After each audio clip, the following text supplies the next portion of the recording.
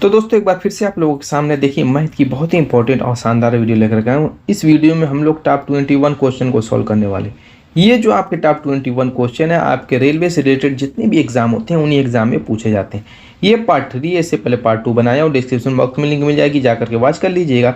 हर question को दोस्तों basic concept और ट्रिक के साथ सीखने वाले। तो चलिए देरी न करते स्टार्ट करते हैं अपने पहले क्वेश्चन से। क्वेश्चन को पहले ध्यान से पढ़ेंगे, उसके बाद उसको सॉल्व करेंगे। यहाँ पर क्वेश्चन पहले देखिए क्या कह रहा है कि यदि 11 अंकों की संख्या जो कि आप लोगों के सामने ये दिख रही है, ये कितने अंकों की है? 11 अंकों की है। कह रहा है कि 72 से विभाज्य हो जहाँ k not equals to p, तो कह रहा है कि 3k + 2p का मान क्या होगा। यहाँ पर देखिए p भी दिख रहा होगा, इसमें k भी दिख रहा। जो ये संख्या लिखी हुई है 88 p 55 40 85 k6, इसमें आप देखेंगे तो एक जगह k दिख रहा होगा, एक जगह p दिख रहा होगा। इसी k और p का हमें मान निकालना है, कैसे निकालेंगे। और साथ साथ ये भी क्या कह रहा है कि ये जो संख्या है वो किससे विभाज्य है, वो किससे विभाज्य कह रहा है कि 72 से विभाज्य है। और ये भी कंडीशन लगा है कि जो ये k और p है ये दोनों बराबर नहीं है। k और p not equals to p, कह रहा है k not equals to p, यानी k और p का मान बराबर नहीं आना चाहिए, ये भी शर्त है। तो सारी कंडीशन को देख करके ही क्वेश्चन को सॉल्व करना। अब 72 से विभाजकता का अगर हमें नियम पता है तो ठीक है, नहीं पता है तो जान लेते हैं। 72 से देखिए विभाजकता का नियम नहीं होता, तो इसलिए इसको हम क्या करेंगे, 2 पार्ट में डिवाइड कर देंगे, 8 और 9 के। 8 और 9 के पार्ट में डिवाइड कर देंगे। अब 8 की विभाजकता का नियम और 9 की विभाजकता का नियम हमें पता है, नहीं पता है तो भी जान लेते हैं, कोई बात नहीं। देखिए 8 से विभाजकता का नियम ये कहता है कि जो भी बड़ी से बड़ी संख्या दी हुई है उनके लास्ट के जो 3 अंक हैं, जैसे 5 के 6, अगर वो 8 से कट जा रहे हैं तो ये पूरी की पूरी संख्या 8 से कट जाएगी। इसी रूल पर काम करता है 8 से विभाजकता का नियम। तो अब यहाँ पर हम उठा लेंगे 5 के 6, 5 के 6 में हम 8 से भाग देंगे। अब हम देखेंगे कि k की मिनिमम वैल्यू, यानी 0 से स्टार्ट करेंगे, 0 1 2 3, कौन सी वैल्यू रखें, डॉट डॉट 9 तक। k की वैल्यू 0 से 9 तक ये यहाँ पे कौन सी रखें कि ये संख्या ऐसी बन जाए जो 8 से कट जाए। तो दोस्तों हम क्या रखेंगे, इसके लिए आपको थोड़ा सा कैलकुलेशन दिमाग में ही करना पड़ेगा। जैसे 8 से अगर काटते हैं तो ये 50 से बढ़ती बनेगी, 50 बनेगी या उससे ज़्यादा। अगर 50 बनाते हैं तो 8 6 48, 2 बनेगा, 26 कटेगा नहीं फिर 8 से। अगर दोस्तों एक कॉमन रखते हैं तो आपका क्या बनेगा, 8 6 48, 48 36 बनेगा, और तब भी नहीं कट रहा है।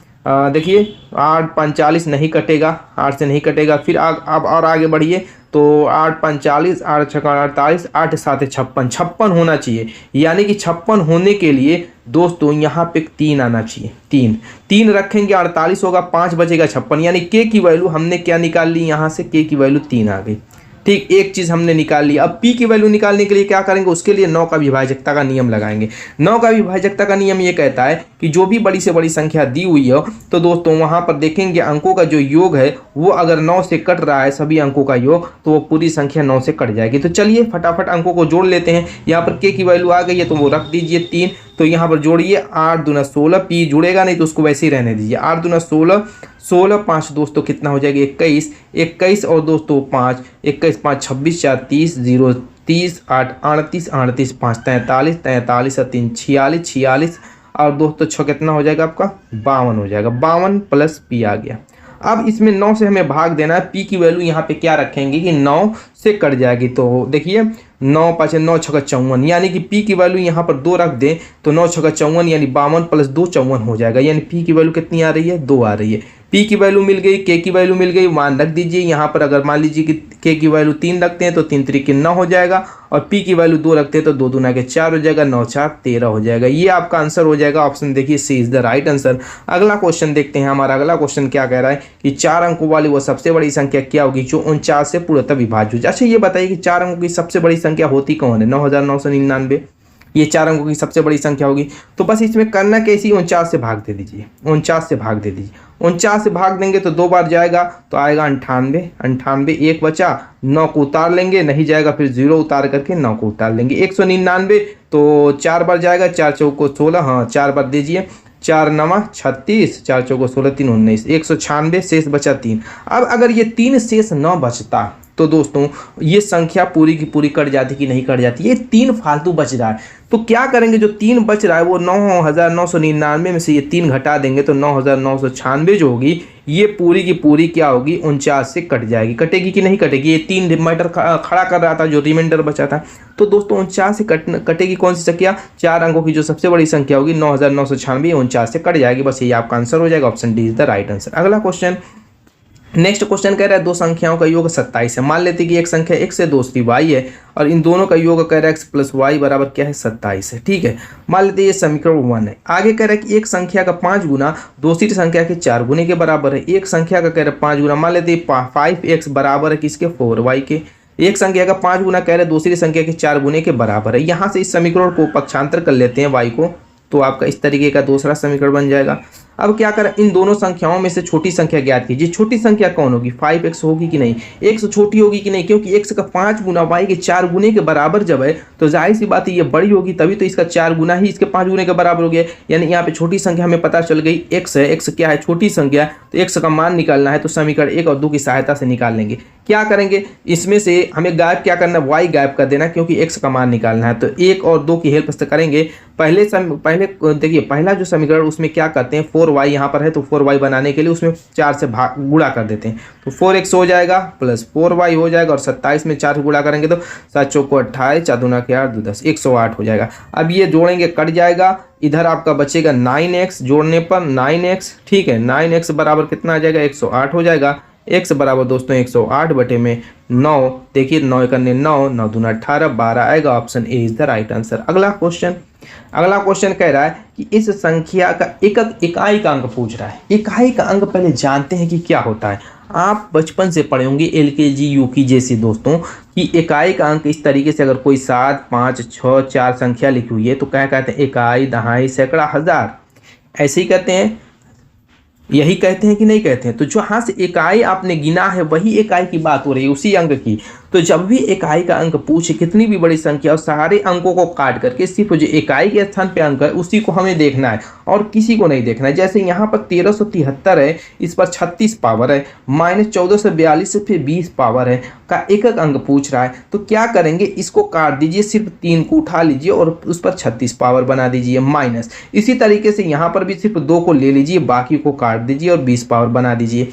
अब दोस्तों इकाई का अंक निकालने का जो रूल होता है आखिर होता क्या, 3 और 2 सबका अलग अलग रूल होता है। जैसे एक हुआ आपका 0 हुआ, 1 हुआ, 5 हुआ, 6 हुआ, ये ऐसे इकाई के अंक हैं कि जहाँ पर ये दिखेंगे इकाई का अंक उनका वही आएगा। जैसे 6 जहाँ पर इकाई के अंक स्थान पर दिखेगा वहाँ पर 6 ही इकाई का अंक आएगा, 5 वाले 5 1 0, ये 4 ऐसे अंक है दोस्तों, बहुत आसान होते हैं। तो ये छोड़िए, बहुत लंबी वीडियो हो जाएगी, सारी चीज़ें बताऊंगा। तो एक काम करते हैं, यहाँ पर जो मैटर है 3 और 2 का जान लेते हैं। देखिए 2 का 1 पावर हम करते हैं तो 2 आएगा, 2 पे 2 पावर करते हैं तो 4 आएगा, 2 पे 3 पावर करते हैं तो आपका 8 आएगा, 2 पे 4 पावर करते हैं तो 16 आएगा, 2 पर 5 पावर करते हैं तो आपका 32 आएगा। देखिए यहाँ पर फिर आपका इकाई का अंक 2 मिल गया, इकाई के स्थान पे फिर 2 मिल गया, यानी कि 4 पावर के बाद ज्यों ही हम 5वीं पावर पर पहुँचे पुनः वो संख्या अपने आप को रिपीट कर गई, यानी 2 फिर यहाँ पे आ गया। देखिए पहले पावर पे भी 2 था, फिर 5वीं पावर पर भी इकाई के स्थान पे 2 आ गया।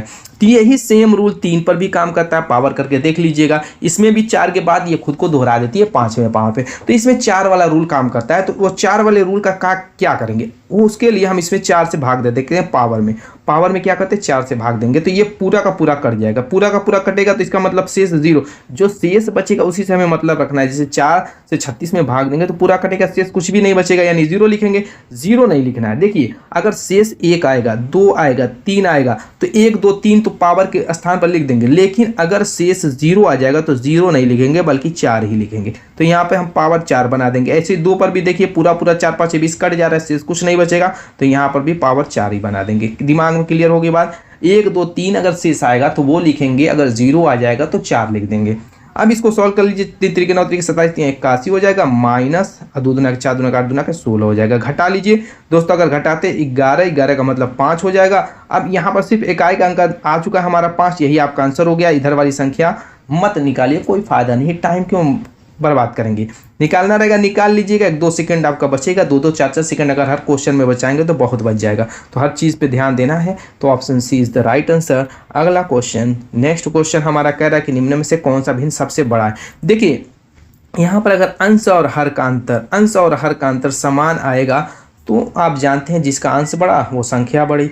लेकिन दोस्तों यहाँ पर एक चीज़ और रूल काम करता है, यहाँ पर हर बड़ा है कि अंश बड़ा है वो भी देखना पड़ता है। कई तरीके के रूल होते हैं उसमें, तो उस रूल से इसको हमें सॉल्व ही नहीं करना है, तो उसके बारे में मत जानिए, ठीक है। किसी नेक्स्ट वीडियो में बताऊंगा उसके बारे में, अगर उस टाइप का क्वेश्चन रहेगा तो कैसे सेकंडों में सॉल्व करते हैं। यहाँ पर वो रूल नहीं लगेगा, यहाँ पर रूल लगेगा कुछ अलग। यहाँ पर हम क्रॉस मल्टीपल वाला रूल लगाएंगे।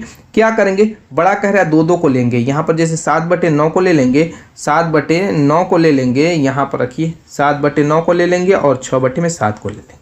क्रॉस मल्टीपल इसके हर को उसके अंश में, इसके हर को इसके अंश में, 7 7 49 हो जाएगा, 9 6 54 हो जाएगा। जो जिसके ऊपर बड़ी संख्या आई वो भिन्न बड़ा, 6/7 बड़ा, इसको ले लेंगे, छोटे वाले को छोड़ देंगे, क्योंकि कह रहा है कि सबसे बड़े भिन्नों को निकालना है, तो छोटे वाले को छोड़ते जाएंगे, बड़े वाले को लेते जाएंगे। अब 22/25 को उठाकर लाएंगे और 6/7 और 22/25 में देख लेंगे कौन छोटा है कौन बड़ा है। 25 का इसमें गुणा कर दीजिए, 25 का 150 हो जाएगा। 7 का 22 में कर दीजिए, 7 दूना के 14, 7 दूना के 14, 15 154, ये बड़ा हो गया 22/25। 22/25 लिख लीजिए और छोटे वाले को छोड़ दीजिए। फिर 11/13 को उठा लीजिए, 11/13 को उठाकर क्रॉस मल्टीपल इसका भी करेंगे, तो 13 दूना के 26, 13 दूना के 26, 27 28 286 और 25 से करने 25, 25 से करने 25 और 2 27, 276 286, यानी कि यहाँ पर जो 22/25 बड़ा हो गया, ये छोटा हो गया, इसको भी छोड़ दीजिए। तो सबसे बड़ा पूछ रहा था, 22/25 सबसे बड़ा भिन्न है, option B is the right answer. इसी तरीके से क्रॉस मल्टीपल वाला रूल लगाते हैं दोस्तों। और बड़े अगर छोटे वाले को कहता है तो छोटे वाले को लेते जाते, बड़े वाले को छोड़ते जाते, ठीक है। लेकिन यहाँ पे बड़ा वाला कहा है तो छोटे वाले को छोड़ते जाएंगे, बड़े वाले को लेते जाएंगे। नेक्स्ट क्वेश्चन, अगला क्वेश्चन कह रहा है कि 0.424 के बार को P/Q में व्यक्त कीजिए जहाँ P और Q पूर्णांक है और Q नॉट इक्वल टू 0, यानी Q की वैल्यू 0 नहीं है। तो देखते हैं, चलिए उठाइए फटाफट कीजिए इसको। 0.424 पे बार है, ठीक है। इसको P/Q के रूप में व्यक्त करना है, तो सिंपल सा रूल होता है बार वाला। जितनी बड़ी संख्या लिखी हुई है 424 उसको लिख लीजिए, जिस संख्या पे बार नहीं उसको घटा दीजिए, बटा बनाइए। जितनी पे बार है संख्या पे 2 अंक पे बार है तो 2 अंक की जगह पर 2 9 बनाइए। देखिए 4 और 2 2 24, जो 24 पे बार दिख रहा है ना आप लोगों को, 2 अंक की संख्या है तो 2 9 बनाएंगे। 3 अंक की रहेगी तो 3 9 बनाएंगे। 1 अंक की बार रहेगा तो 1 9 बनाएंगे, उतना ही 9 बनाएंगे जितने अंक पे बार रहेगा। बाकी जिस पे बार नहीं है उसके स्थान पर 0 बना देंगे। ये 4 पे बार नहीं है, 1 अंक पे बार नहीं है तो 1 0, 2 अंक पे नहीं रहेगा 2 0, उस तरीके से उसको भी करेंगे। अब यहाँ पर घटा लीजिए, ऊपर 420 आ जाएगा, नीचे 990 आ गया। 0 से 0 कैंसिल हो जाएगा, 3 से काटेंगे, 3 1 3, 3 चौको 12, 33, 14/33, ये आपका आंसर हो गया। Option C is the right answer. Next question देखते हैं। अगला क्वेश्चन कह रहा है कि इसका धनात्मक वर्गमूल ज्ञात कीजिए। इसका मान से नहीं पूछ रहा है, बल्कि कह रहा है कि 34 का स्क्वायर माइनस 16 का स्क्वायर है, इसका वर्गमूल निकालने के लिए कह रहा है धनात्मक। तो वर्गमूल निकाल दीजिए। तो उससे पहले एक सूत्र जान लेते हैं। जैसे a square minus b square का जो सूत्र होता है वो क्या होता है, पहले कोष्टक में योग, दूसरे में अंतर, यही ना होता है। तो यहाँ पर भी वही काम कर देना है। क्या कर देना है, पहले में 34 + 16 हो जाएगा, दूसरे में 34 - 16 हो जाएगा। क्लियर हो गई बात। अब यहाँ पर चलिए जोड़ लेते हैं, तो ये 6 4 10 हो जाएगा, 3 1 4 1 5 हो जाएगा, ये 50 हो गया। और यहाँ पर क्या आएगा, घटाएंगे तो 14 का मतलब 8 और ये 1 18 हो गया। अब इसका वर्गमूल निकालना है तो निकाल लीजिए। इसको ऐसे रूप में तोड़िए जिसका वर्गमूल हमें आता हो। 50 का नहीं आता तो इसको 25 × 2 के फॉर्म में तोड़ दीजिए। 18 का भी नहीं आता इसको 9 × 2 के फॉर्म में तोड़ दीजिए। तो देखिए 9 और 25 का हमें पता है, 25 को बाहर निकालेंगे 5, 9 को बाहर निकालेंगे 3 हो जाएगा, और 2 जोड़ा ऑलरेडी 2 का है तो 1 बाहर निकल जाएगा। 5 15 दूना के 30, ये आपका आंसर हो जाएगा। Option D is the right answer. Next, इसको कह रहा है सिंप्लीफिकेशन करने के लिए। ये जो क्वेश्चन है इसका मान पूछ रहा है दोस्तों। यहाँ पर हमें ज़रूरत पड़ेगी बोर्ड मास रूल की। बोर्ड मास का रूल अगर पता है तो उन बच्चों के लिए आसान है, कमेंट करें। जिनको नहीं पता वो जान लेते हैं। बी से ब्रैकेट को तोड़ना है। बी से ब्रैकेट सबसे पहले बार वाली ब्रैकेट, जो अभी बार जो दिया था, अभी दशमलव वाला जो बार था उसको हम जैसे भिन्न में बदलें, उसी बार की बात हो रही है। बार वाले ब्रैकेट को, उसके बाद छोटी ब्रैकेट, उसके बाद मझले को, उसके बाद बड़ी, इस क्रम में हम ब्रैकेट को तोड़ेंगे। फिर ओ का मतलब ऑफ के रूप में दिया हो, जो काकी के रूप में दिया रहता है, या फिर दोस्तों स्क्वायर के फॉर्म में, क्यूब के फॉर्म में दिया हो, कड़ी के फॉर्म में दिया हो, उसको हम तोड़ेंगे। उसके बाद डिवीज़न है, भाग देंगे। उसके बाद मल्टीप्लिकेशन है, गुणा करेंगे। उसके बाद एडिशन है, जोड़ेंगे। उसके बाद सब्सट्रैक्शन है, घटाएंगे। इस क्रम में अगर करते हैं कभी ज़िंदगी में आपका क्वेश्चन गलत नहीं हो सकता। तो चलिए इसी क्रम में करेंगे। तो यहाँ पर दोस्तों देखेंगे ब्रैकेट है, छोटी वाली सबसे पहले ब्रैकेट को तोड़ेंगे। तो उसके जब भी ब्रैकेट तोड़ेंगे उसके अंदर के काम को कर लेंगे। जैसे 3 3 जोड़ लेंगे 6 हो जाएगा, बाकी संख्या को ज्यों करते उतार लीजिए या एक ही लाइन में देखिए निपटा सकते हैं अगर तरीका मालूम है तो। लेकिन अगर आप नहीं है तो दिक्कत हो सकती है, तो मैं एक बार लाइन में दोहरा लेता हूँ। ठीक है, 3 माइनस, ये छोटे ब्रैकेट के अंदर 3 3 जोड़ करके 6 ब्रैकेट खत्म कर देंगे, फिर भागे 6 मझला बड़ी। अब क्या करेंगे, मझला वाली ब्रैकेट को तोड़ेंगे, तो मझला वाली ब्रैकेट के अंदर जो भी काम है उसको निपटा लेंगे। तो पहले हमें भाग निपटाएंगे कि माइनस निपटाएंगे, तो पहले भाग करेंगे, तो 6 से 6 में भाग देंगे, 1 बचेगा। अब देखिए 3 में से 1 को घटाएंगे तो 2 बचेगा, यानी कि तीसरी लाइन में अगर हम लिखते हैं तो क्या लिखेंगे, 3 गुणे यहाँ पर दोस्तों क्या बचा है, 2 बचा हुआ है, मझला भी खत्म हो गई। अब बड़ी वाली ब्रैकेट को तोड़ लेते हैं, 3 दूना के 6 हो जाएगा, यानी 3 + 6। अब लास्ट में जोड़ लेते हैं 9। ये आपका आंसर हो गया, ऑप्शन बी। अगला देखते हैं इस टाइप के क्वेश्चन को कैसे दोस्तों करते हैं, चलिए जानते हैं। यहाँ पर एक जो बड़े कोष्टक में दिया हो पहले उसको देखिए, उसको देख लेंगे, समझ लेंगे। ऐसे बहुत लंबे लंबे क्वेश्चन आते हैं, सेकंडों में निपटा लेंगे, कोई झंझट नहीं होगा। सबसे जो नीचे संख्या उसी को देखते हैं। ये तो आप ऐसे भी डायरेक्टली भी कर सकते हैं, जो सिंपल तरीका होता है, लेकिन मैं चाहता हूँ ट्रिक जाने, जिस ट्रिक की हेल्प से आप इस टाइप के लंबे लंबे क्वेश्चन को निपटा सकें। सबसे लास्ट में क्या 1/10 है, तो उसको हम 1 और 10 को ऐसे लिख लेंगे। 1/10 को 1 है यहाँ पर, 10 यहाँ पर, 2/10 रहता है, 2 यहाँ पर, 10 यहाँ पर। ठीक है, लिखने के बाद उसके बाद जितने भी अंक बचे हुए, जैसे 10 1 2 2 तो बचे हुए हैं, तो 2 डैश यहाँ पर हम दे देंगे, 2 डैश यहाँ पर बना देंगे। पहले डैश के ऊपर यहाँ पर जो 10 है वो लिखेंगे, दूसरे डैश के ऊपर यहाँ पर 1 है तो वहाँ पर 1 लिख देंगे। अब करेंगे क्या, यहाँ से देखिए 10 का इस 10 में गुणा करेंगे, जो आएगा पीछे वाले अंक को जोड़ लेंगे। 10 10 में 100 आया, 100 में ये पीछे 1 है, जोड़ करके 101 यहाँ पर लिख देंगे। फिर 101 में इस 1 का गुणा करेंगे, जो आएगा फिर पीछे वाले को जोड़ लेंगे। 101 का 1 में गुणा करेंगे 101, 10 जोड़ेंगे 111 हो जाएगा। इसको लिखेंगे कैसे वो जान लीजिए, 101 को ऊपर लिखेंगे और 111 को हम नीचे लिखेंगे। ठीक है, क्लियर है। देखिए 101 को हमने लिखा और बटे में 111 को लिख दिया। यहाँ पे कोई दिक्कत हुई, कहीं गड़बड़ हो रहा है क्या मामला, देख लेते हैं। अभी कोई बात नहीं, हाँ ठीक है, कहीं कोई दिक्कत नहीं होनी चाहिए।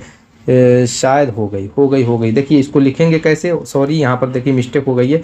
वो रूल होता है दूसरे टाइप का, यहाँ पे प्लस नहीं होता तो इस तरीके से लिखते हैं। लिखेंगे सिंपल तरीके से, पहले 111 को लिखेंगे, क्या 111 को, और बटे में उसके पीछे वाले को बटे में लिखेंगे।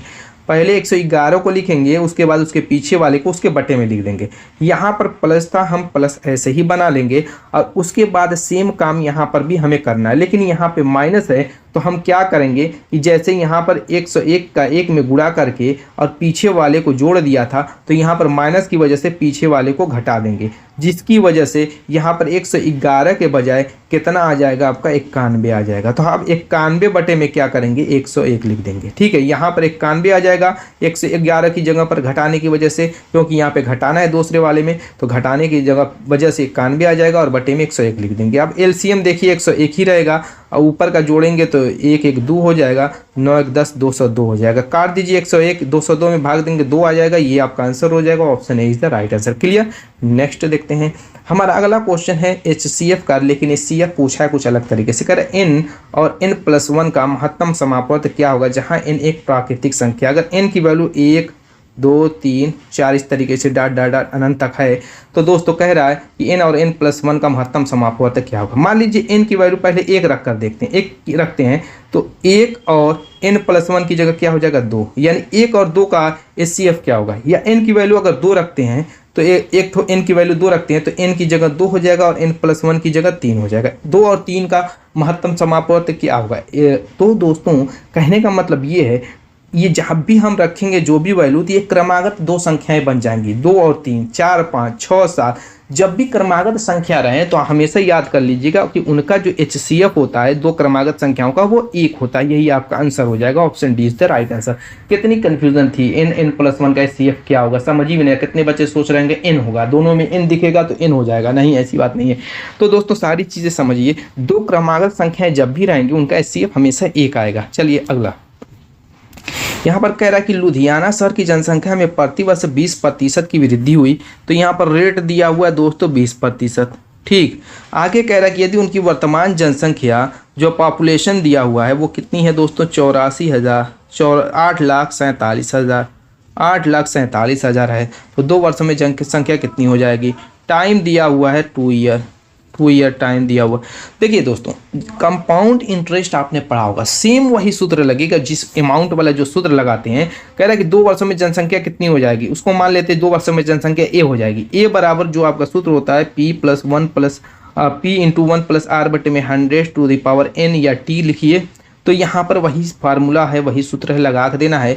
P की जगह देखिए पॉपुलेशन जो दी उसका मान रख देना 84,8,47,000 और 1 + R 20 दिया हुआ है तो 20 बटे में 100 हो जाएगा और n की जगह 2 है, टाइम 2 दिया हुआ है। बस ये कट गया, 2 से काटेंगे 5, 5 का 5 6 बटे में 5 हो जाएगा, यानी कि 84,7,000 गुणे यहाँ पर कितना हो जाएगा, 5 का 5 6 बटे में 5 यानी 6 गुणे 6 बटे में 5 गुणे 2 ही बार है तो 6 गुणे 6 3 बार मैं क्यों लिख रहा हूँ, स्क्वायर के फॉर्म में क्यू के फॉर्म में तो है नहीं। तो एक काम करते हैं, यहाँ पर 6 गुणे 6 और बटे में 5 गुणे 5।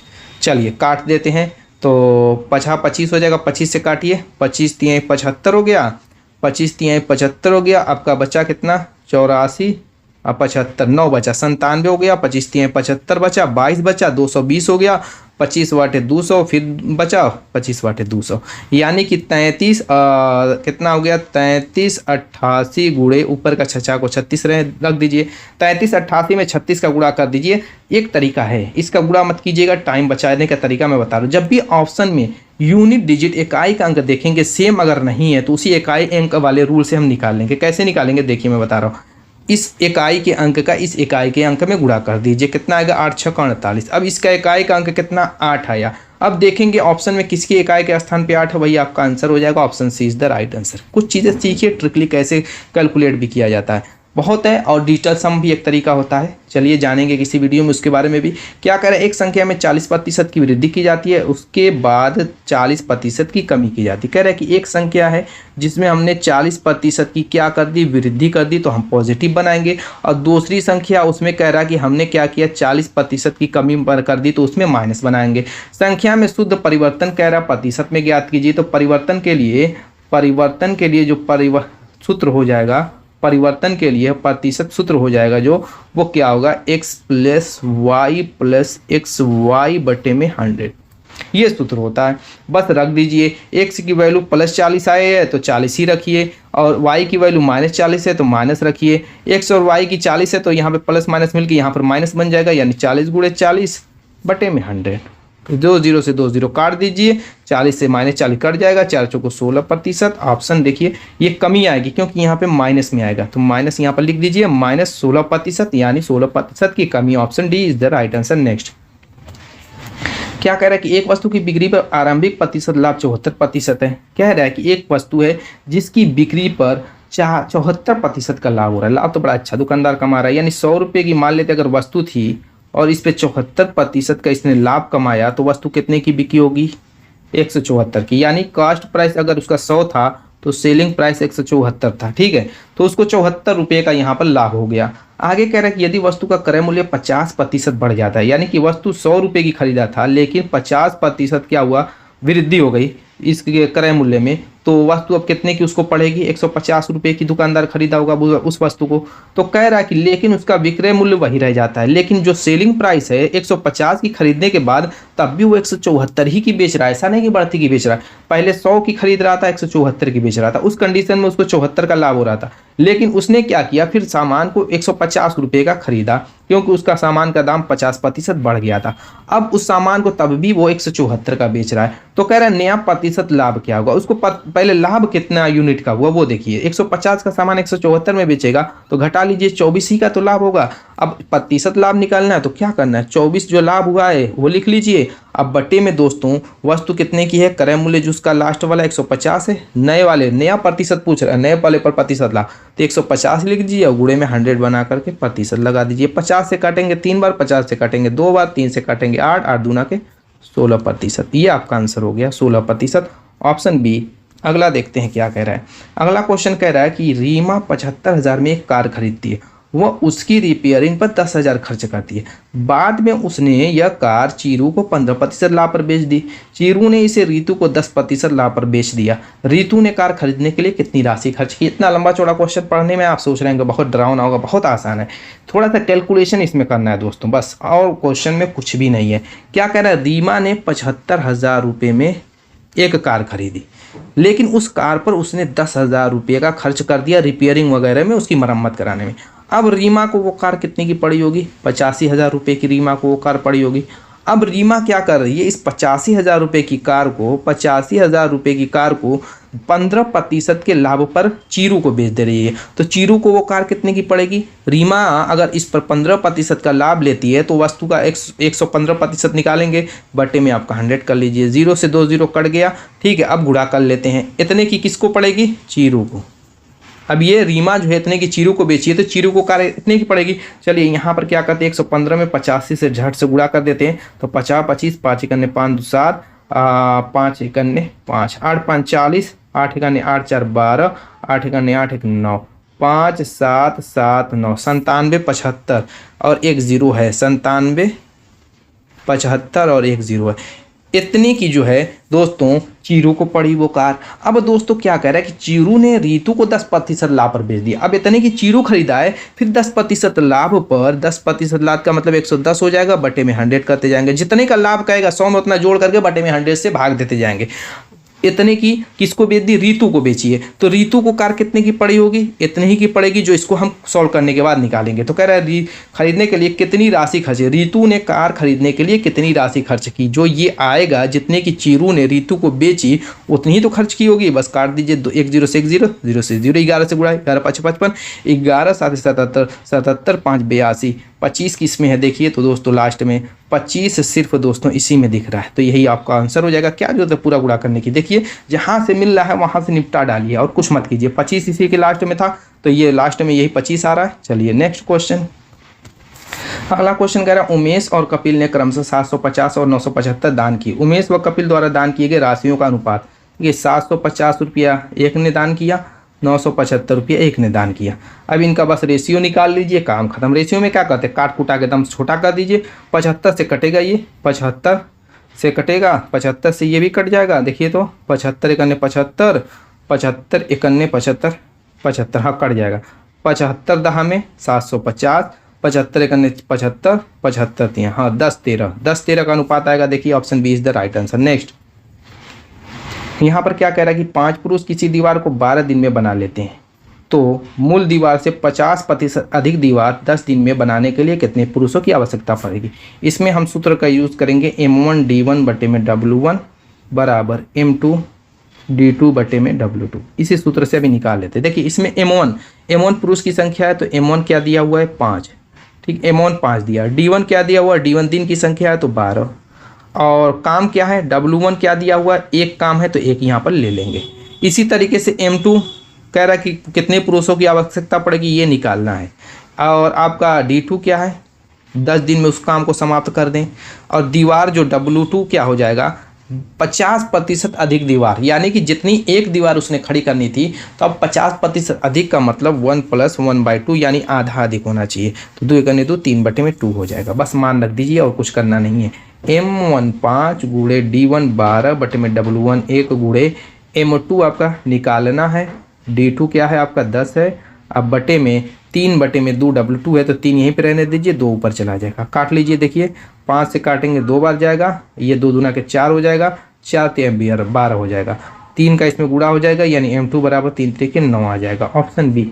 अगला यहाँ पर करें, यदि 140 ग्राम पीतल को तांबे के साथ मिलाकर पीतल और तांबे के 4 संबंधित 3 अनुपात से एक मिश्रण धातु तैयार की जाती है। कह रहा है कि 140 ग्राम क्या है, पीतल है, ठीक है, और उसमें कुछ तांबा मिलाया गया, टी मिलाया गया, इसी की वैल्यू हमें पता नहीं, ठीक। मिला करके पीतल और तांबे का कह रहा है कि पीतल और तांबे का 4 संबंधित 3 अनुपात वाला एक मिश्र धातु तैयार की गई, जिसमें पीतल की मात्रा 4 यूनिट है और तांबे की मात्रा 3 यूनिट है। इस तरीके से मिला करके एक मिश्र धातु तैयार की गई। कह रहा है तो मिश्र धातु बनाने में प्रयोग किए गए तांबे की मात्रा पूछ रहा है, इसकी मात्रा पूछ रहा है, पीतल की तो मात्रा दिया हुआ है। तो दोस्तों पीतल का अनुपातिक मान कितना है, 4 है, यानी 4 का मान दिया हुआ कितना 140। अब यहाँ से 1 का मान निकाल लीजिए, 140/4 हो जाएगा, 140/4। अब हम किसका मान निकालेंगे, तांबे का, जिसकी अनुपातिक मान 3 है, तो 3 की वैल्यू कितनी हो जाएगी, 3 की वैल्यू हो जाएगी 140/4, 1 की वैल्यू आई, इसमें 3 का गुणा कर दीजिए, 4 से काटेंगे, काट लीजिए, 4 3 12, 4 5 20, 35 3 आई, कितना हो जाएगा 105। ये आपका आंसर हो जाएगा ऑप्शन सी। क्लियर। अगला नेक्स्ट क्वेश्चन कह रहा है कि हरी ने 11.03% की समान ब्याज दर पर 3 साल के लिए 100 रुपये का निवेश किया। यानी कि कहने का मतलब जो इसका R1 है, R मान लेते हैं, इस देखिए आप पूरा पढ़ लीजिए, क्यों मैं R1 लिख दिया आपको समझ में नहीं आएगा। क्या कह रहा है कि 11.03% की ब्याज पर 3 साल के लिए 100 रुपये का निवेश किया। सामान्य ब्याज दर का मतलब साधारण ब्याज दर पर। आगे कह रहे हैं 3 साल बाद समान राशि प्राप्त करने के लिए, यानी 3 साल बाद जितना भी ये राशि हमें मिलेगा उतनी ही राशि प्राप्त करने के लिए टीपू को कितना निवेश करना चाहिए, लेकिन 10% चक्रवृद्धि ब्याज की दर पर। कह रहा है कि उतनी ही राशि जितना हमने ऊपर का टोटल बायोडाटा दिया हुआ है, यानी कि जो रेट है आपका 11.03% के साधारण ब्याज पर 3 साल के जो हमने 100 रुपये का निवेश किया, उसके द्वारा जो अमाउंट हमारा मिल रहा है उस अमाउंट के बराबर, उस अमाउंट इक्वल हमें राशि फिर प्राप्त करनी है। लेकिन उसके लिए हम क्या कर रहे हैं, 10% के चक्रवृद्धि ब्याज पर जो है पैसा जमा कर रहे हैं। तो कितना पैसा हमें जमा करना पड़ेगा कि 10% चक्रवृद्धि ब्याज की दर पर जमा करें, उतना ही पैसा हमें मिल जाए। तो उसके लिए हम यहाँ पर पहले R1 कर लेंगे। R1 का मान 11.03%। क्यों मैं R1 कर रहा हूँ अभी आपको समझ में आ जाएगा। और यहाँ पर समय जो T1 दिया हुआ 3 साल की बात कर रहा है, और साथ साथ प्रिंसिपल P1 मान लेते हैं, P1 आपका 100 दिया हुआ। तो ये जो चीज़ है ये साधारण ब्याज की दर पर है। लेकिन दूसरी जो कंडीशन दिया हुआ है उसमें चक्रवृद्धि ब्याज की दर है, उसमें हम R2 का यूज़ करेंगे। R2 दिया हुआ 10% चक्रवृद्धि ब्याज की दर पर। P2 निकालना है, प्रिंसिपल पूछ रहा है क्या हो जाएगा, यानी कि जो पैसा वो कितना हमें जमा करना पड़ेगा, और टाइम जो दिया हुआ T2 वो उतना ही दिया हुआ है, 3 ही दिया हुआ है। तो चलिए इसकी हेल्प से हम फटाफट कर लेते हैं। यहाँ पर दोस्तों PRT, यानी कि PRT ये आपका साधारण ब्याज का सूत्र होता है, बटे में 100, ये साधारण ब्याज निकला। इसमें जब प्रिंसिपल P जोड़ेंगे तभी जा करके आपका क्या हो जाएगा, ये अमाउंट बनेगा, टोटल राशि इतनी मिलेगी आपको, ठीक है, 3 साल बाद। और यही इतना ही प्राप्त करना है हमें P2 द्वारा, जो कि आपका चक्रवृद्धि ब्याज का सूत्र बनाना है। अमाउंट का जो सूत्र है चक्रवृद्धि ब्याज का, P × 1 + R बटे में 100⁻n या T लिख दीजिए। यहाँ पर ये सारी चीज़ें 2 के रूप में है, ये सारी की चीज़ें 1 के रूप में है, बस मान रख दीजिए सबका, और यहाँ से P2 की वैल्यू निकाल लीजिए। यही हमारा आंसर हो जाएगा। फटाफट करते हैं, देखते हैं P1 की वैल्यू क्या है, आपकी 100 है, बूढ़े R1 की वैल्यू क्या है, 11.03 है, T1 की वैल्यू 3 है, बटे में आप 100 लिख दीजिए, प्लस आपका 100 हो जाएगा, यहाँ पर 100 से 100 कट जाएगा, और बराबर आपका P2 लिख दीजिए, और 1 + R की वैल्यू 10 है, 10 बटे में 100 हो जाएगा, टू द पावर 3। अब यहाँ पर देखिए कट गया, यहाँ पर अगर गुणा करते हैं तो 33, 3 3 के 9 हो जाएगा, 0 ही रहेगा, 2 अंक के बाद है, 11 3 33, यानी कि 100 जोड़ देता हूँ डायरेक्ट, 133 हो जाएगा, बराबर। यहाँ पर अगर 3 देखते हैं तो यहाँ पर 10 से काटेंगे तो नीचे 10 बटेगा, 10 से करने 10, 11 बटे में 10 हो जाएगा, यानी कि P2 गुणे 11 बटे में 10 का मतलब 11 गुणे 11 गुणे 11 3 बार, बटे में 10 गुणे 10 गुणे 10, ठीक है। अब यहाँ पर हम करेंगे क्या, जो गुणा भाग करना है कर लेते हैं। इस 11 को उठा करके इसमें पहले भाग देते हैं। इस 11 को उठाएंगे तो ये बटे में 11 आएगा, चलिए भाग दे लीजिए। तो 11 से देखते हैं, 11 करने 11, 11 दूना के 22, 11 करने 11, 2 बचे, 1 बचा, और दोस्तों क्या है, नहीं जा रहा है, तो हम 10 को उठा लेते हैं, तब भी नहीं जाएगा, 0 बढ़ा लीजिए, और फिर 9 हो जाएगा। 12 दशमलव कितना आ गया, 09। एक काम करते, देखिए दोस्तों, यहाँ पर ऑप्शन में कहीं पे अभी दशमलव में मान नहीं दिया हुआ है, तो इसको अप्रॉक्स इस 9 को खत्म करके यहाँ पर एक लाइए, क्योंकि आगे 9 कैलकुलेट करेंगे तो आएगा। तो 12.1 इसको मान करके चलिए अप्रॉक्स, इसलिए मैं मान रहा हूँ कि दशमलव का भी झंझट मैं खत्म कर दूंगा। कैसे, यहाँ से अगर एक 10 खत्म करता हूँ तो एक अंक के बाद दशमलव है, तो ये 121 पूरा हो जाएगा। अब देखिए 11 ग्राम 121 और 121 कट जाएगा, अब बचेगा यहाँ पे 10 दाम 100, यानी कि P2 की वैल्यू क्या हो जाएगी, 100 हो जाएगी। ये आपका आंसर हो जाएगा, option C is the right answer. Calculate आपको ऐसे ही करना है दोस्तों, प्रैक्टिस करेंगे आपका दिमाग काम करेगा कि किस तरीके से क्या कहाँ पे कैसे काटना है, तो बहुत आसान हो जाएगा। जहाँ पर कैलकुलेशन वाला झंझट भी रहेगा, कितनी आसानी से कट गया, देखिए आ गया। नेक्स्ट यहाँ पर क्या करें, यदि दो गोलों के आयतनों का अनुपात 8 संबंधित 27 है तो दोनों गोलों के पृष्ठीय क्षेत्रफल का अनुपात ज्ञात कीजिए। आप जानते हैं गोले का आयतन क्या होता है, 4/3 पाई, मान लेते हैं पहला गोला R1 है, 4/3 पाई R³ होता है, और दूसरा गोला क्या कह रहा है कि 4/3 पाई, इसकी त्रिज्या मान लेते हैं R2 का क्यूब। कह रहा है कि इसका जो अनुपात कितना है, दो गोलों के आयतनों का अनुपात 8/27 है। 8 संबंधित 27 को 8/27 लिख सकते हैं। ये पूरा खत्म हो जाएगा, यानी कि R1/R2 के होल का क्यूब लिख दीजिए, बटे में 8/27 हो जाएगा। यहाँ से क्या हम R1/R2 बराबर √ 8/27 नहीं लिख सकते, बाहर निकलेगा 2/3 हो जाएगा, क्योंकि ये क्यूब में डालिए तो क्यूब रूट निकालेंगे, 8 का 2, 27 का 3 हो जाएगा। क्लियर। अब पूछ रहा है इसके क्या संपूर्ण पृष्ठ का क्षेत्रफल, पृष्ठीय क्षेत्रफल का अनुपात क्या होगा, तो 4 पाई R1 का स्क्वायर बटे में 4 पाई R2 का स्क्वायर, यही पूछ रहा है। 4 पाई R स्क्वायर जो होता है इसका पृष्ठीय क्षेत्रफल का मान होता है, किसका, गोले का। चलिए यहाँ पर ये पूरा का पूरा कट जाएगा, R1 बटे में R2 का होल का स्क्वायर इसको लिख सकते हैं, कोई झंझट यहाँ पर, यानी कि 2/3 का होल का स्क्वायर, ठीक। और ये बराबर हो जाएगा 2 दूना के 4/9, ये आपका आंसर हो जाएगा, यानी कि 4 संबंधे 9। Option D is the right answer. Clear. अगला कह रहा है कि 1000 और 3000 के बीच में ऐसी कितनी संख्या है जो 7 से पूर्णतः विभाज्य, समांतर श्रेणी वाले सूत्र का यूज करेंगे और उसी में इसको डेवलप करेंगे। देखिए 1000 से 3000 के बीच की बात कर रहा है, तो 1000 3000, देखिए स्टार्टिंग आपकी 1000 से हो रही है, तो 7 से पूर्णतः विभाज्य, तो 7 से क्या 1000 कट रही है, आप कहेंगे नहीं कट रही है, उससे आगे एक आधा अंक बढ़ाइए। अगर 1001 को काटते हैं तब, तो 7 से काट के देखिए, 7 × 7 3 बचा, 7 चौको 28 2 बचा, 7 3 21, यानी 1001 7 से कट रही है, यानी पहली संख्या हमें मिल गई। उसके बाद डॉट डॉट डॉट लास्ट संख्या 3000 क्या 7 से कटेगी, बिल्कुल नहीं कटेगी। काट के देखिए कितनी 7 से कट सकती है, अभी अंदाज लग जाएगा। 7 चौको 28 2 बचा, 7 दूना के 14 6 बचा, 60 हो गया, 7 वाड़े 56, यानी 4 कम रहेगी, 4 कम रहेगी, यानी 2996 रहेगी, तो कट जाएगी 7 से, हमने अंदाज लगा लिया। यानी लास्ट संख्या आपकी 2900 कितनी हो गई, 2996 हो गई।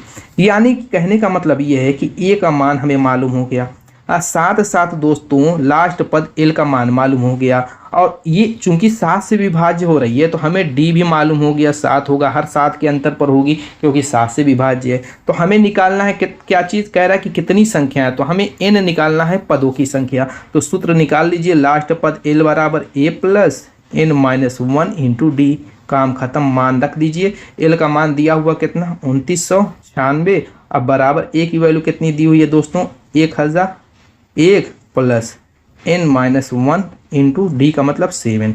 1001 इसमें से घटा दीजिए तो ये 5 बचा, 9 बचा, 9 बचा, ये 1, 1995 बराबर कितना हो जाएगा, n - 1 इंटू 7।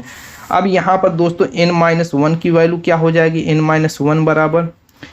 1 बराबर आपका हो जाएगा 1995 बटे में 7। 7 से काट दीजिए, देखिए 7 दूना के 14, 5 बचा, 7 वाड़े 56 और 3 बचा, 7 5 35। अब यहाँ पर n - 1 यानी n बराबर कितना हो जाएगा, 285 प्लस 1 बराबर 286।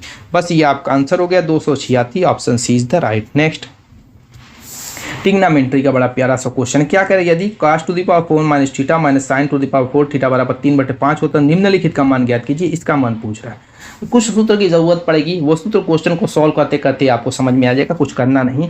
और वर्गांतर वाला नियम वाला सूत्र भी बताया था, तो अब यहाँ पर चलते हैं, इसको उठाते हैं। क्या इसको हम cos to the power 4 theta को cos स्क्वायर थीटा का स्क्वायर लिख सकते हैं, इसी तरीके से minus sine to the power 4 को साइन स्क्वायर थीटा का होल का स्क्वायर लिख सकते हैं, और ये बराबर है 3/5 की। अब यहाँ पर वर्गांतर वाला नियम लगा दीजिए, यानी कि पहले कोष्टक में cos square theta plus sign square theta, दूसरे कोष्टक में cos square theta minus sign square theta, और ये बराबर है 3/5 के। अब इसकी वैल्यू क्या होती है, 1 होती है, तो 1 का इसमें गुणा करने में कोई मतलब नहीं है। और cos square theta minus sign square theta बराबर होता है cos 2 थीटा, इसकी वैल्यू हो गई cos 2 थीटा, इसकी वैल्यू 1 का इसमें गुणा करेंगे तब भी वही रह जाएगा, यानी कि cos 2 थीटा बराबर हमारा क्या आ गया, 3/में। दोस्तों cos 2 थीटा बराबर क्या आ गया, यहाँ पर लगे 3/5। चलिए इतना मान निकल गया। अब उठाते हैं इसको। अब यहाँ पर जो होगा, देखिए ये जो वैल्यू है 1 - 2 sign square theta, 1 - 2 sign square theta का मान भी cos 2 थीटा होता है। अब यहाँ पर क्या है, प्लस दिया हुआ, प्लस बना लीजिए, और 2 sine theta into cos theta बराबर होता है साइन 2 थीटा।